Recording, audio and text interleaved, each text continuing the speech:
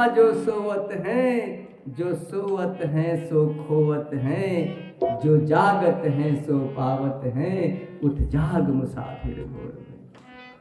हम तो जगावत नहीं, जाग जालो, बहुत हो गई तो माफे, बहुत हो गई। जाही के बाद जाए के पौरी, एक दिन जन्म भइल बा एक दिन मरहू के न बा कि नहीं मरे के। हमनी के ठान ले बनी जे कि नाम मरब जा, दांत टूट गई तो पत्थर के लगवा लेनी जे जाके का हई आंख के रोशनी खत्म भइल तो ललटेन है, हम पहनले बनी ललटेन पहनले नहीं जा।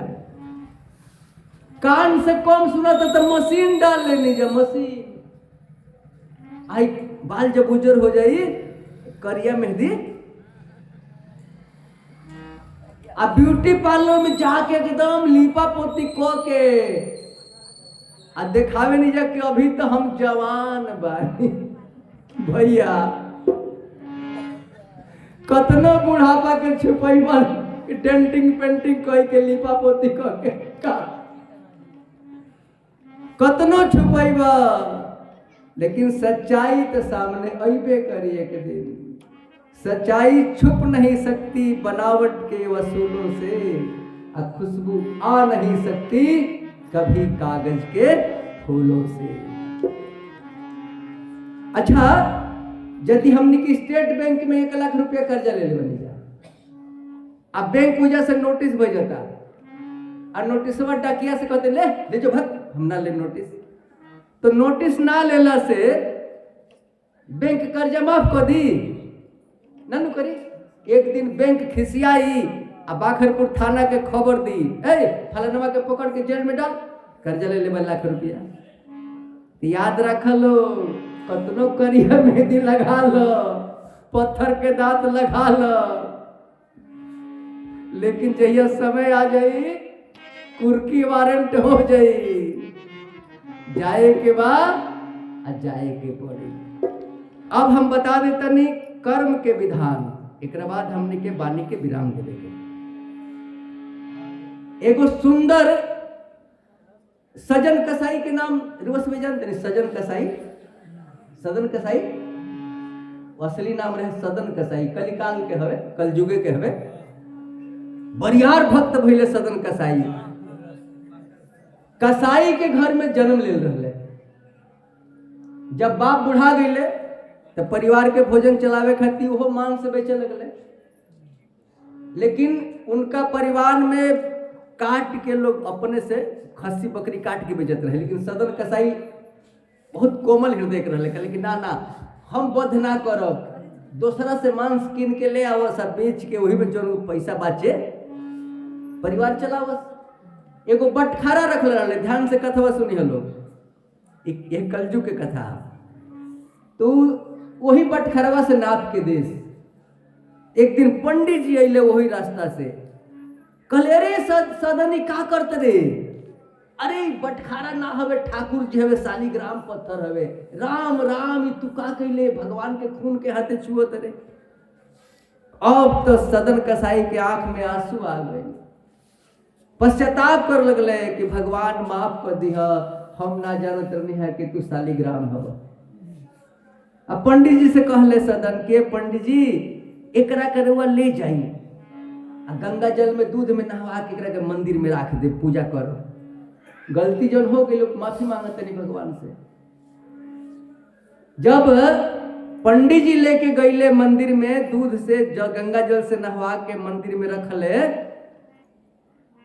पूजा वूजा क के अगरबत्ती देखा के रात है केवाड़ी बंद भइल न दुर्गा जी के, वैसे ही केवाड़ी ठाकुर जी के बंद के ले, ठाकुर बाड़ी के। रात में भगवान सपना दिहले, ये पंडित जी हमरा के तू सदन के है पहुंचा दो। तो पंडित जी कहले काहे, वो तो मांस बेचे वाला है, तारा के तो मांस के हाथे खून के हाथे छुअतरला। अरे पंडित जी तू का जनब, ओकरा अंदर अतना प्रेम बा पंडित जी को, मांस के हाथ से भी छुअत रहे नु हमरा के, तो हमार रोआ रोआ पुलकित हो जाता रहे। वो प्रेम तू नहीं खा दे सकत, तू भले काजू किशमिश दे सकत, दुर्योधन की है प्रेम ना रहे तो कृष्ण भगवान मेवा होकर ना खैले, बल्कि समधि लागत है दुर्योधन, कृष्ण के समधि रहे, अपना हित के ना खैले, कहले के दुर्योधन भोजन तो दुइये अवस्था में होला, या तो कोई श्रद्धा से खियावे तो खैलो पत्नी खा लेला प्रेम से, प्रेम का भूखा हूं मैं, प्रेम ही एक सार है, अब प्रेम से मुझको भजो तो जग से बेड़ा पार है। बोला कृष्णचंद्र भगवान की।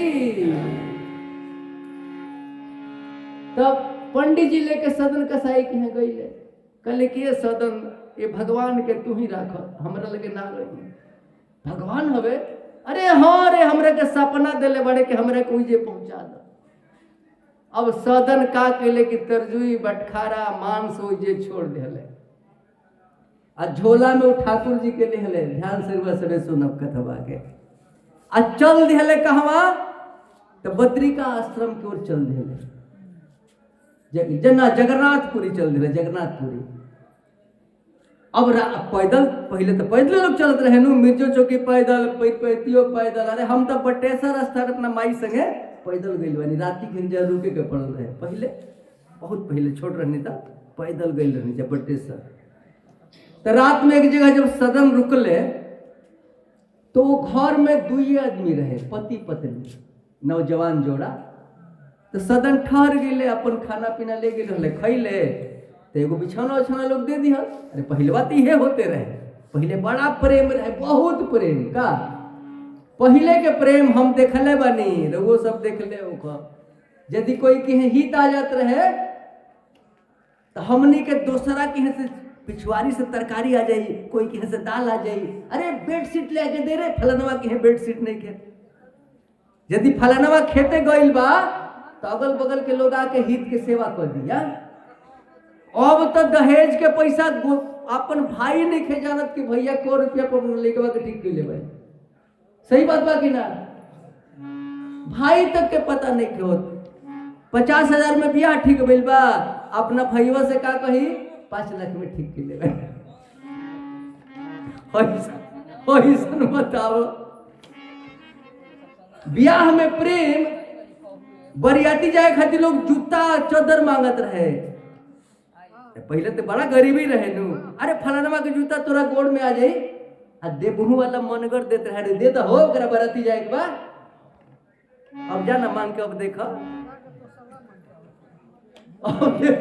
वो प्रेम रहे, बरियाती जब हमने के जाई जा, अरे मत पूछा प्रेम, अब तो बराती के बिगाड़ देला से डीजे या दारू, ना जानी बराती रोटी ना जानी, बहाना कर देनी ना, डीजे दारू बरात के खा लो।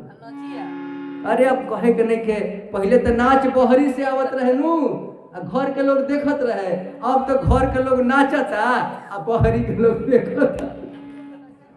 बताओ तनियो से कुछ बुझाते नहीं के कि समाज के ने जा रहा बा, राम राम विचार करे के पड़ी एकरा पर, अतने नहीं कतना कहल जाओ 1 घंटा के प्रवचन में, द्वार पर है डीजे वाला जाता रहे सर, डीजे वाला कतना खराब खराब गाना द्वार पर बाजता, विचार करो लो, कोई रोके पर तैयार नहीं खे, बुढ़ो चुस्की ले तरह से में, और बजाई तो ठीक है रही न, तो एक दिन यदि माता जी लोग खड़ा हो जाए झाड़ू लेके, और न तो ही बूढ़ा वर्ग बुजुर्ग खड़ा हो जाए, वही दिन बाखरपुर में डीजे पर खराब गाना बाजल बंद हो जाए।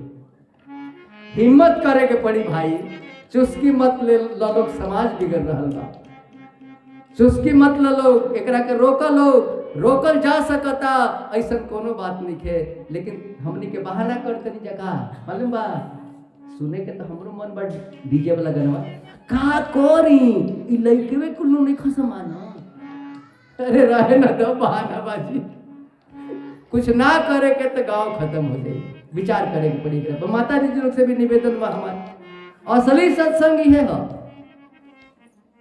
तनी माता जी लोग के भी जागे के पड़ी, या हमारा भाई लोग के भी जागे के पड़ी। तो सदन कसाई आराम करता है, तब तक वो औरत जो रहे न घरवा में, ओकर नियत तनी खराब हो गई, रूपवा देख के सदन के का कैलस, अपना मर्द के गड़ासी से काट के आ गई सदन लगे, अब सदन से कहते है सदन अब हमरा तहरा के रोके वाला कोई नहीं खे, विश्वास नहीं खे तो चलो हो घरवा में देख ला अपना पति के काट के आयल बनी, देखा गड़ासी हमरा हाथे में खून चुआ था।